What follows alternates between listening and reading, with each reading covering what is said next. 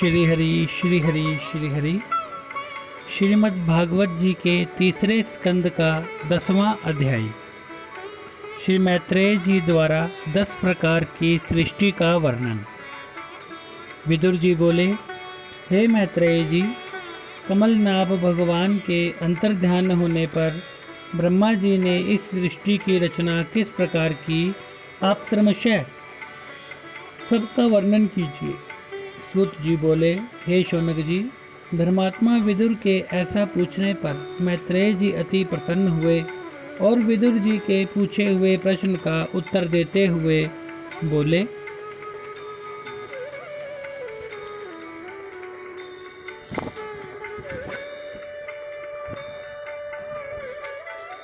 हे विदुर जी, कमलनाभ भगवान की आज्ञा से ब्रह्मा जी ने 100 दिव्य वर्षों तक एकाग्रचित्त होकर तपस्या की। उस तपस्या से उनकी विवेक शक्ति तथा आत्मशक्ति दोनों ही बढ़ गई। उन्होंने देखा कि काल की गति से उनका वह कमल जल में हिल रहा है। यह देखकर ब्रह्मा जी जल सहित उस वायु को पान कर गए। तत्पश्चात उस कमल पर जिसमें वह बैठे हुए थे प्रवेश कर गए तथा उस कमल के उन्होंने भू भू स्वः इस प्रकार 3 भाग किए। वह कमल इतना वृहद था कि अनेक लोक तथा भुवनों में बांटा जा सकता था, किंतु ब्रह्मा जी ने प्राणियों के भोग स्थान के लिए इन्हीं 3 लोकों में उसे विभाजित किया। यह लोक सकाम कर्म करने वालों के लिए है और इनकी अवधि 1 कल्प तक की है। जो प्राणी निष्काम कर्म करते हैं उन्हें मह तप जन तथा सत्य लोकों की प्राप्ति होती है। इन लोकों की स्थिति की अवधि ब्रह्मा की आयु अर्थात 2 प्रार्थ तक होती है।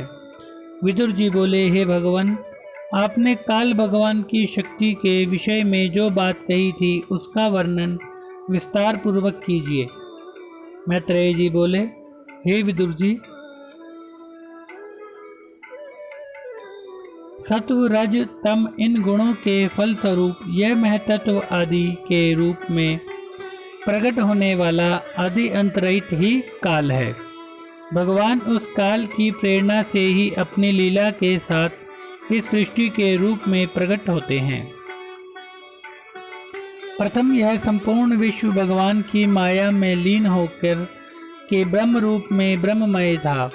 काल भगवान ने उसी अव्यक्त रूप को व्यक्त कर सृष्टि रूप में प्रकट कर दिया। यह सृष्टि जैसी अब है वैसे ही पहले थी तथा वैसी ही भविष्य में रहेगी। सृष्टि 9 प्रकार की है तथा प्राकृतिक और वैकृत भेद से 10वीं सृष्टि और भी मानी जाती है। इस सृष्टि का प्रलय काल द्रव्य तथा गुणों के द्वारा 3 भेदों में माना जाता है। हे विदुर जी, मैं तुम्हें इन 10 प्रकार की सृष्टि का वर्णन सुनाता हूँ। सर्वप्रथम भगवान की इच्छा से सत रज तम इन 3 गुणों के परस्पर मेल से महतत्व की उत्पत्ति हुई। नंबर 2, दूसरी उत्पत्ति अहंकार की हुई, जिसके द्वारा पृथ्वी, जल, वायु, आकाश, अग्नि ये 5 तत्व तथा 5 ज्ञानेंद्रियां व 5 कर्मेंद्रियों की उत्पत्ति हुई। तीसरी सृष्टि भूत वर्ग की हुई, जिनमें 5 महाभूतों की उत्पत्ति करने वाला तन्मात्र वर्ग स्थित है। चौथी सृष्टि ज्ञान और क्रिया शक्ति को उत्पन्न करने वाली है। 5वीं सृष्टि इंद्रियों के अधिष्ठाता देवताओं की तथा मन इंद्रियों की भी उत्पत्ति हुई। 6वीं सृष्टि तामिश्र, अंधतामिश्र, तम, मोह तथा महामोह एवं अविद्या की हुई। यह प्राणियों को पाप की ओर ले जाती हैं। यह प्राकृतिक सृष्टि कहलाती है। अब वैकृत सृष्टि का वर्णन सुनो। वैकृत सृष्टि में 7वीं सृष्टि 6 प्रकार के स्थावर वृक्षों की है। नंबर 1 वनस्पति, नंबर 2 औषधि, नंबर 3 लता, नंबर 4 त्वकसार, नंबर 5 विरुद्ध तथा 6वीं द्रुम।